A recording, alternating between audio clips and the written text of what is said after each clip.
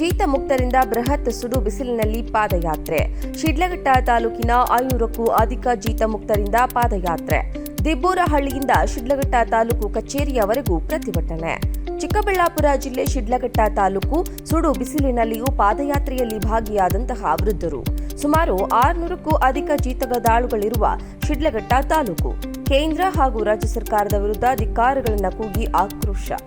ಮತ್ತೆ ಜೀತ ಕೆಲಸಕ್ಕೆ ಹೋಗುವ ಪರಿಸ್ಥಿತಿ ಎದುರಾಗಿದೆ ಎಂದು ಬೇಸರ. ಎಸಿ ಬರುವವರೆಗೂ ಅನಿರ್ದಿಷ್ಟವಾದ ಧರಣಿ ಮಾಡೋದಾಗಿ ಎಚ್ಚರಿಕೆ. ಚಿಕ್ಕಬಳ್ಳಾಪುರ ಜಿಲ್ಲೆ ಶಿಡ್ಲಘಟ್ಟ ತಾಲೂಕು.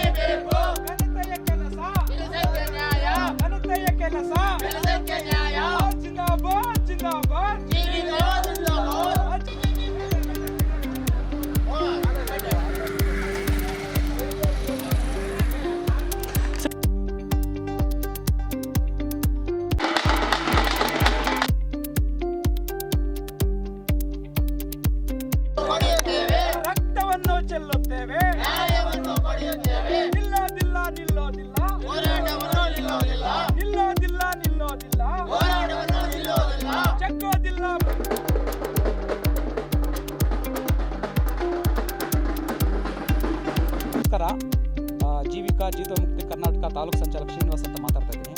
ಡಾಕ್ಟರ್ ಕಿರಣ್ ಕಮಲ್ ಪ್ರಸಾದ್ ಅವರ ನೇತೃತ್ವದಲ್ಲಿ ಸುಮಾರು 30 ವರ್ಷಗಳ ಹೋರಾಟದ ಪ್ರತಿಫಲವಾಗಿ ಈಗ ರಾಜ್ಯದಲ್ಲಿ 7,500 ಜನ ಜೀತದಿಂದ ವಿಮುಕ್ತಿಯಾಗಿದ್ದಾರೆ. ಅದರಂತೆ 2018 ಮತ್ತು 19ನೇ ಸಾಲಿನಲ್ಲಿ ಶಿಡ್ಲಘಟ್ಟ ತಾಲೂಕಿನಲ್ಲಿ ಸುಮಾರು 432 ಜನ ಜೀತದಿಂದ ಬಿಡುಗಡೆಯಾಗಿದ್ದಾರೆ. ಆದರೆ ಜೀತದಿಂದ ಬಿಡುಗಡೆ ಆಗಿದ್ದಾರೆ ಸರಿಯಷ್ಟೇ. 1976ರ ಜೀತ ಪದ್ಧತಿ ರದ್ದತಿ ಕಾನೂನು ಅಡಿಯಲ್ಲಿ ಅವ್ರಿಗೆಲ್ರಿಗೂ ಕೂಡ ಸಮಗ್ರ ಪುನರ್ವಸತಿ ಸೌಲಭ್ಯ ಕಲ್ಪಿಸಿಕೊಡಬೇಕಾಗಿರ್ತಕ್ಕಂಥದ್ದು ಸರ್ಕಾರದ ಜವಾಬ್ದಾರಿ. ಆದರೆ ಇದುವರೆಗೂ ಕೂಡ ಅವ್ರಿಗೆ ಮನೆ ಆಗಲಿ, ನಿವೇಶನ ಆಗಲಿ, ಭೂಮಿ ಆಗಲಿ ಅಥವಾ ಅವ್ರಿಗೆ ಆರ್ಥಿಕವಾಗಿ ಮೇಲೆ ಬರಲಿಕ್ಕೆ ಸಹಾಯಧನ ಆಗಲಿ ಯಾವುದು ಕೂಡ ಅವರು ಕಲ್ಪಿಸ್ಕೊಟ್ಟಿಲ್ಲ. ಆದರೆ ಕಾನೂನು ಹೇಳುತ್ತೆ ಕಲ್ಪಿಸ್ಕೊಡ್ಬೇಕಂತೇಳಿ. ಆದರೆ ಇಷ್ಟೊಂದು ನಿರ್ಲಕ್ಷ್ಯ ವಹಿಸ್ತಾ ಇರ್ತಕ್ಕಂಥದ್ದು ಅಧಿಕಾರಿಗಳು ಮತ್ತು ರಾಜ್ಯ ಸರ್ಕಾರ ನಿಜವಾಗ್ಲೂ ಕೂಡ ಇದು ಏಸಿಗೆ ಸಂಗತಿ ಅಂತ ನಾನು ಭಾವಿಸ್ತೇನೆ. ಇವತ್ತು ಹೆಂಗಾಗಿದೆ ಅಂತಂದರೆ ಪರಿಸ್ಥಿತಿ, ಜೀತದಿಂದ ವಿಮುಕ್ತಿ ಆಗಿರ್ತಕ್ಕಂಥವ್ರು ಅವರು ಏನೋ ಮಾಲೀಕರ ಮನೆಯಲ್ಲಿದ್ದಂಥ ಸಂದರ್ಭದಲ್ಲಿ 3 ಹೊತ್ತು ಊಟ ಅದು ಸಿಗ್ತಾ ಇತ್ತು. ಇವತ್ತು ಜೀತದಿಂದ ಬಿಡುಗಡೆ ಆದಮೇಲೆ ಮತ್ತೆ ಜೀತಕ್ಕೆ ಹೋಗ್ತಕ್ಕಂಥ ಪರಿಸ್ಥಿತಿ ಎದುರಾಗಿದೆ. ಹಾಗಾಗಿ ಇವ್ರಿಗೆ ಮೂಲಭೂತ ಸೌಲಭ್ಯಗಳನ್ನು ಕಲ್ಪಿಸ್ಕೊಡ್ಬೇಕಂತ ಸರ್ಕಾರ ಜವಾಬ್ದಾರಿ ಆಗಿರೋದ್ರಿಂದ ನಮಗೆ ನಮ್ಮ ಬೇಡಿಕೆ ಇಷ್ಟೇ. ಇನ್ನೊಂದು ಏನಾಗಿದೆ ಅಂತಂದರೆ ನಮ್ಮ ಏನು ಜೀತ ಪದ್ಧತಿ ಕಾನೂನಿಗೆ ಒಂದು ರೀತಿ ಹಲ್ಲಿಲ್ಲದ ಹಾವು ಥರ ಮಾಡಿದೆ. ಕರ್ನಾಟಕ ಸರ್ಕಾರ ಮತ್ತು ಕೇಂದ್ರ ಸರ್ಕಾರ SOP ಅನ್ನುವಂಥ ಒಂದು ಯೋಜನೆ, ಇದು ಒಂದು ಕಾನೂನು ತಂದು ಈ ಜೀತ ಕಾನೂನನ್ನು ಹಲ್ಲಿಲ್ಲದ ಹಾವು ಥರ ಮಾಡಿಬಿಟ್ಟಿದೆ. ಅದು ನಿಷೇಧ ಮಾಡಬೇಕಂತ ದೊಡ್ಡ ಹೋರಾಟ ಇದೆ. ನಮಗೆ ಬಹಳ ಮುಖ್ಯವಾಗಿ ಕನಿಷ್ಠ 2 ಎಕರೆ ಭೂಮಿ ಕೊಡಬೇಕು, ಮತ್ತು ಮನೆ ಕೊಡಬೇಕು, ನಿವೇಶನ ಕೊಡಬೇಕು, ಮತ್ತು ಸಪ್ರೇಟಾಗಿ ಜೀತ ಮುಕ್ತರಿಗೆ ಒಂದು ಅಭಿವೃದ್ಧಿ ನಿಗಮವನ್ನು ಸ್ಥಾಪನೆ ಮಾಡಬೇಕು. ಅದ್ರ ಜೊತೆಗೆ ಎಲ್ಲ ಇಲಾಖೆಗಳಲ್ಲಿ ಕೂಡ ಇವರಿಗೆ ಮೊದಲ ಆದ್ಯತೆಯಂತೆ ಏನು ಮೂಲಭೂತ ಸೌಕರ್ಯಗಳನ್ನು ಕಲ್ಪಿಸ್ಕೊಡ್ಬೇಕನ್ನೋ ದೊಡ್ಡ ಹೋರಾಟವನ್ನು ಇಟ್ಕೊಂಡು ಇವತ್ತು ಕೊನೆಯ ಎಚ್ಚರಿಕೆ ನಾವು ಕೊಡ್ತಾ ಇದ್ವಿ. ದಿಬ್ಬೂರಳ್ಳಿಯಿಂದ ಸುಮಾರು ಐತಿಹಾಸಿಕ ಒಂದು ಕಾಲ್ನಡಿಗೆ ಜಾಥಾ ಇದುವರೆಗೂ ಯಾರು ಮಾಡಿಲ್ಲ ಅನಿಸುತ್ತೆ. ಅಷ್ಟು ದಿಬ್ಬೂರಳ್ಳಿಯಿಂದ ಶಿಡ್ಲಘಟ್ಟ ತಾಲೂಕು ಕಚೇರಿವರೆಗೂ ಕೂಡ ಕಾಲ್ನಡಿಗೆ ಜಾಥಾದ ಮುಖಾಂತರ ಹೋಗಿ ಅಲ್ಲೇ ತಾಲೂಕು ಆಫೀಸ್ ಮುಂದುಗಡೆ ಅನಿರ್ದಿಷ್ಟವಾದ ಧರಣಿಯನ್ನು ಮಾಡ್ತಾ ಇದ್ವಿ. ನಮಗೆ ಬಿಡುಗಡೆ ಪತ್ರ ಕೊಟ್ಟಿರ್ತಕ್ಕಂಥ AC ಅವರೇ ಇದಕ್ಕೆ ಮೂಲ ಕಾರಣ. ಅವರೇ ಬಂದು ನಮ್ಮ ಮನವಿಯನ್ನು ಸ್ವೀಕರಿಸೋವರೆಗೂ ಕೂಡ ನಾವು ಯಾವುದೇ ಕಾರಣಕ್ಕೆ ಪ್ರತಿಭಟನೆಯನ್ನು ಕೈ ಬಿಡೋದಿಲ್ಲ ಅಂತ ಹೇಳ್ಬಿಟ್ಟು ನಾನು ಈಗ ಎಚ್ಚರಿಕೆ ಕೊಡ್ತೇನೆ. ಸರ್, ಇದು ಕಾನೂನಿದೆ, ಕೇಂದ್ರ ಸರ್ಕಾರ ಸಂವಿಧಾನದಲ್ಲಿ ಬರ್ತಕ್ಕಂಥದ್ದು. ಇದು ಜೀತದಿಂದ ಬಿಡುಗಡೆ ಆಗಿ ತಕ್ಷಣವೇ ಇವರಿಗೆ ಸಮಗ್ರ ಪುನರ್ವಸತಿ ಸೌಲಭ್ಯಗಳನ್ನು ಕಲ್ಪಿಸ್ಕೊಡ್ಬೇಕಾಗಿರ್ತಕ್ಕಂಥದ್ದು ಸರ್ಕಾರದ ಜವಾಬ್ದಾರಿ ಕಾನೂನಲ್ಲಿದೆ. ನಾವೇನು ಕಾನೂನು ಬಿಟ್ಟು ಏನು ಹೇಳ್ತಾ ಇಲ್ಲ. ಇದು ಏನಂತಂದರೆ ಇದು ಬಿಡುಗಡೆ ಪತ್ರ ಕೊಟ್ಟಿರೋದು ಕೂಡ ಸರ್ಕಾರನೇ, ಯಾರು ಸಂಘ ಸಂಸ್ಥೆಗಳು ಅಥವಾ ಬೇರೆ ಯಾವುದೋ NGO ಸಂಸ್ಥೆಗಳೆಲ್ಲ ಕೊಟ್ಟಿರೋದು, ಸರ್ಕಾರನೇ ಬಿಡುಗಡೆ ಪತ್ರ ಕೊಟ್ಟಿರೋದು.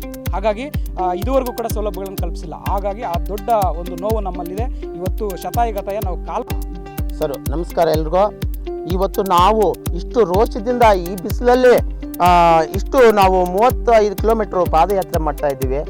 ಕಾರಣ ಏನಂದರೆ ನಾವು ಸುಮಾರು ಬಿಡುಗಡೆ ಪತ್ರ ಕೊಟ್ಟು 5 ವರ್ಷ ಆಗಿದೆ. 5 ವರ್ಷದಲ್ಲೇ ನಮಗೇನು ಭೂಮಿ ಕೊಡಬೇಕಾಗಿತ್ತು, ಮನೆ ಕೊಡಬೇಕಾಗಿತ್ತು, ನಿವೇಶನ ಕೊಡಬೇಕಾಗಿತ್ತು. ಸರ್ಕಾರ ಆದೇಶದಲ್ಲಿದೆ, ಜೀತ ವಿಮುಕ್ತಿ ಆದಮೇಲೆ 1 ತಿಂಗಳಲ್ಲಿ ಎಲ್ಲ ಅವರಿಗೆ ಆ ಕುಟುಂಬಕ್ಕೆ ಪರಿಹಾರ ಆಗಬೇಕು ಅಂತಿದೆ. ಆದರೆ ಇಷ್ಟರವರೆಗೂ ನಿರ್ಲಕ್ಷ್ಯ ಮಾಡಿಕೊಂಡು 5 ವರ್ಷದಿಂದ ನಮಗೆ ಏನೂ ಸಿಗ್ತಾ ಇಲ್ಲ. ಬರೀ 2 ಕಾರ್ಪಸ್ ನಿಧಿಯಿಂದ 20,000, ಮಾಶಾಸನ ಅಂತ ಒಂದು 24,000, ಬರೀ 2 ಕೊಟ್ಟಿದ್ದಾರೆ. ಅದರಿಂದ ನಾವು ಮತ್ತೆ ಜೀತಕ್ಕೆ ಹೋಗೋ ಪರಿಸ್ಥಿತಿ ಎದುರಾಗ್ತಾ ಇದೆ.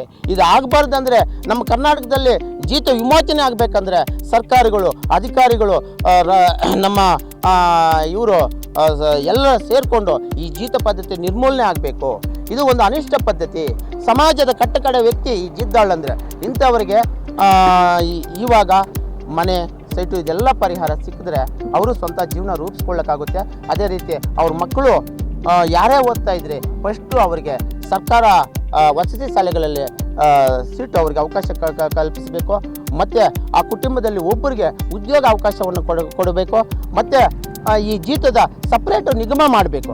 ಆವಾಗ ನಿಜವಾದ ಫಲಾನುಭವಿ ಯಾರಿದ್ದಾರೋ ಅವ್ರಿಗೆ ಅನುಕೂಲ ಸಿಕ್ಕುತ್ತೆ ಅಂತ ಇವತ್ತು ನಾವು ರಾಜ್ಯ ಸರ್ಕಾರದ ಒತ್ತಡ ಆಗ್ತಾ ಇದ್ದೀವಿ, ಕೇಂದ್ರ ಸರ್ಕಾರಕ್ಕೂ ಒತ್ತಡ ಆಗ್ತಾ ಇದ್ದೀವಿ.